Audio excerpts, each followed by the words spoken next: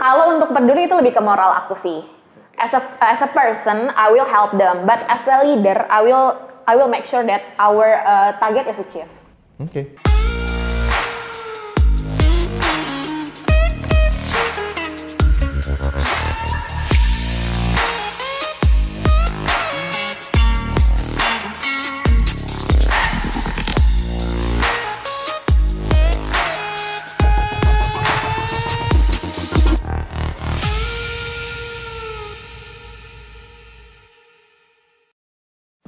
Firda sebagai manajerial, nanti kan posisinya di sini kan ya. Ada beberapa pertanyaan yang mau saya lanjutkan. Yang pertama nih, kamu kan sebelumnya udah pernah punya tim dong ya? Betul. Betul.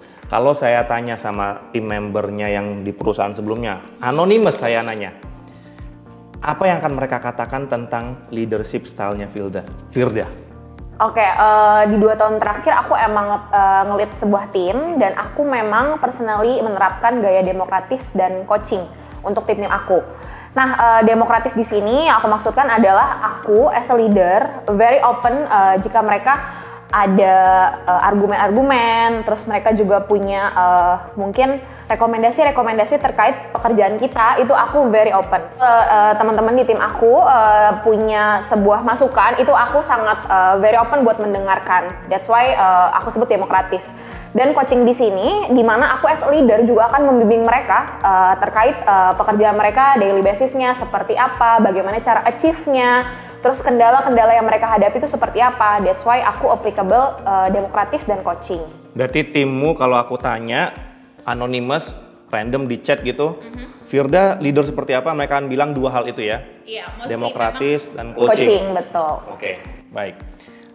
Dari konsep demokratismu, dari konsep coachingmu tadi, kalau ada yang nggak perform, kamu apain biasanya? Pecat langsung atau gimana? Tentu aja nggak dong, pasti setiap orang punya reasonnya masing-masing ya. Atau di voting dulu sama teman, kan demokratis kan? Kayak semua orang tanya, ini dipecat nggak nih gitu kayak main. Demokratisnya beda hal nih. Gimana? Beda hal. Kalau memang ada salah satu tim aku yang belum perform, aku akan set one-on-one dulu nih sama orang tersebut yang bersangkutan. Is there any personal problem yang mungkin dia sedang alami? Kan kita mungkin nggak tahu ya, Mas Kobi, ya mungkin dia ada masalah personal di rumahnya dan lain-lain gitu. Dan I hope they can open with me, jadi aku juga bisa tahu nih kendala mereka apa nih, kenapa mereka tidak perform gitu. Kalau memang terkait profesional, I will help them juga, even personal pun aku akan bantu gitu. Jadi of course gak langsung pecat atau langsung kasih SP, pasti aku akan tanya dulu nih, aku akan set 101 supaya mereka open dulu ke aku ada masalah apa. Nah itu kalau satu tuh yang nggak perform, kalau 80-90% yang nggak perform gimana? Oke, tetap aku akan set 101, aku akan terima dulu nih, mereka punya masalah apa nih, kenapa bisa sampai satu tim. Jangan-jangan kamu yang salah dengan cara demokratismu? Mungkin, probably, that's why aku tetap set 101 nih, karena kan dari mereka ngomong mungkin aku dapat nih feedbacknya. Oh ternyata dari A bilang aku mungkin ada kurang gitu as a leader, that's why aku tetap butuh setting 101 ke mereka. Jadi kamu akan tetap buka telinga selebar-lebarnya untuk semua yang nggak perform itu dulu, before you can make decision gitu? Yes, baru aku bisa elaborate lagi nih masalahnya di mana. Alright.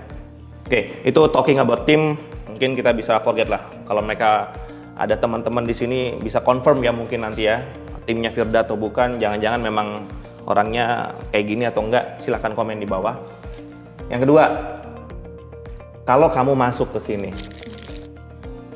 yang jadi prioritasnya seorang Firda selama 3 bulan ke depan deh, 3 bulan habis itu 6 bulan, coba jelasin apa? I see. Pertama, of course, aku di beberapa bulan terdekat ini harus lebih tahu dulu nih industri yang aku dalam ini apa. Cara cari tahunya first, aku pasti akan aktif juga nih buat following berita-berita terkait industri yang sekarang aku sedang aku sedang ada di posisi tersebut gitu. Let's say misalkan aku di industri HR, aku pasti harus selalu update nih, ada info apa nih terbaru mengenai HR industri. Terus juga actively juga nih ikut webinar-webinar yang memang terkait dengan HR gitu. Jadi di terdekat ini of course aku akan networking juga, karena networking menurut aku penting banget. Di situ kita bisa dapat opportunity baru, dapat informasi baru. Tapi kan kamu 3 bulan pertama tuh pasti ada OKR dong yang ditentukan perusahaan. Kalau kamu sibuknya cari networking, cari informasi di luar sana, then how can you fulfill the OKR yang udah tetapin perusahaan selama 3 bulan ke depan? of course aku harus define dulu ya OKR-nya seperti apa, baru aku bisa elaborate di situ. Nah dari situ kan pasti adalah achieve target yang harus kita fulfill kan. Nah salah satunya menurut aku dengan networking tadi juga, jadi aku bisa update juga nih apa sih yang sekarang sedang in di industri aku tersebut yang akhirnya bisa bantu aku buat achieve OKR tersebut. Pernah nggak, kalau gitu aku nanya deh, pernah nggak di perusahaan kamu sebelumnya, kan kamu pasti perusahaan sebelumnya pernah kerja mulai dari nol dong ya, baru masuk. Coba jelasin secara detail kalau nggak, apa yang kamu lakuin di hari pertama? I see.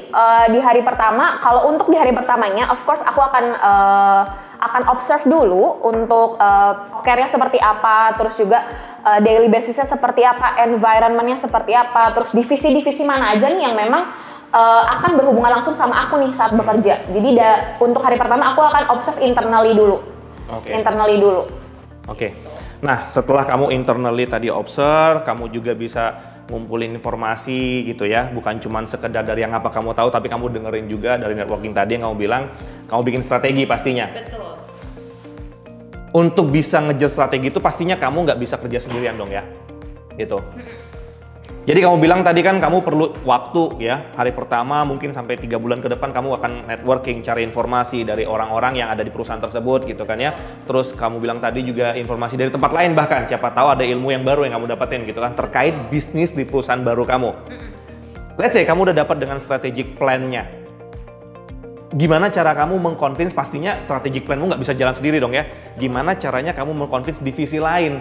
Karena ini pasti nggak ada namanya badan kita aja. Kalau tangannya mau mukul, kepalanya harus ngomong dulu dong. Betul. Gitu, jangan sampai tangannya mukul tapi ada tangan lain kena kan gitu kan. Nah, gimana caranya kamu convince divisi lain untuk bisa bantu kamu achieve goal kamu berdasarkan strategic plan-nya? I see. Yang tadi aku mention sebelumnya, untuk waktu terdekat, of course aku akan observe internal dulu nih.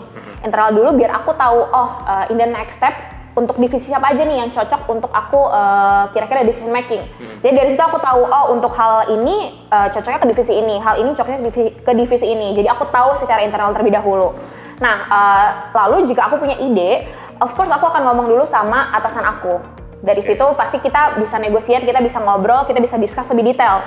Cocok nggak nih idenya untuk di up ke manajer yang lebih tinggi lagi gitu, buat dinegosiasi lagi.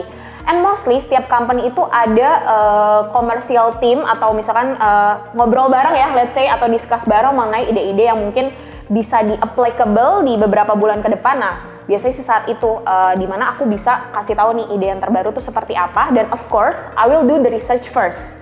Yang tadi aku bilang, kalau misalkan aku ikut webinar, ternyata dapat informasi baru, nah dari situlah research tersebut yang aku tampilkan ke tim juga gitu, untuk di-consider. Oke. When you try to convince other team untuk bantu kamu pastinya untuk achieve goal yang sudah kamu bikin berdasarkan strategic plan tadi, which one is more important for you? Mana yang lebih penting? Kualitatif data atau kuantitatif data? I see. Kalau kita ngomongin sebuah ide, I think for me it's kuantitatif. Kenapa? Karena kalau dari kuantitatif kita nggak bisa bohong lah. 4 kali 4, 16 gitu kan menurut aku. Sempat dibalas gitu. Bisa mas. Cuma menurut aku kalau kita ngomongin suatu ide yang baru, kita nggak bisa kalau cuma dari kualitatif kayak, kata dia ini bagus loh kan. Kalau seperti itu kan kita gambling ya, belum tentu hasilnya bagus gitu. Tapi ketika aku melakukan sebuah quantitative research, berarti hasilnya ada, hasil secara akuratnya ada. That's the thing yang I will show to my team before aku propose sebuah hal baru. Aku akan doing quantitative research. Oke. Terakhir, for you yourself, ngomongin tentang seorang Firda. Nggak usah ngomongin pekerjaan, nggak usah ngomongin company ini, company kamu sebelumnya. Seorang Firda. Buat Firda mana lebih penting? Hasil apa proses? Oke. For me as a team leader, I think hasil is important. Hasil yang lebih penting? Iya, hasil yang lebih penting. Kenapa itu? Gimana pun juga kita pengen ngebuat perusahaan kita itu pasti maju dong.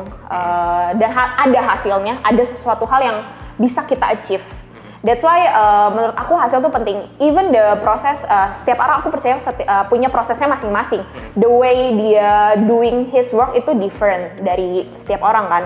Dan aku nggak masalah untuk hal tersebut as long as dia memberikan result yang bagus. Oke, jadi kalau tadi timmu nggak perform, kontradiktif nih, karena kamu biasanya nanya dulu tadi kan kalau timnya nggak perform, Nah, karena aku nggak mau hasilku jelek, that's why aku akan setting one-on-one ke mereka. Gitu. Kamu pengen kalaupun mereka nggak perform ini, kamu berusaha untuk meningkatkan performance mereka Betul. untuk dapetin hasil. Betul. Bukan peduli sama proses yang dibenerin, lebih ke arah situ. Kalau untuk peduli itu lebih ke moral aku sih.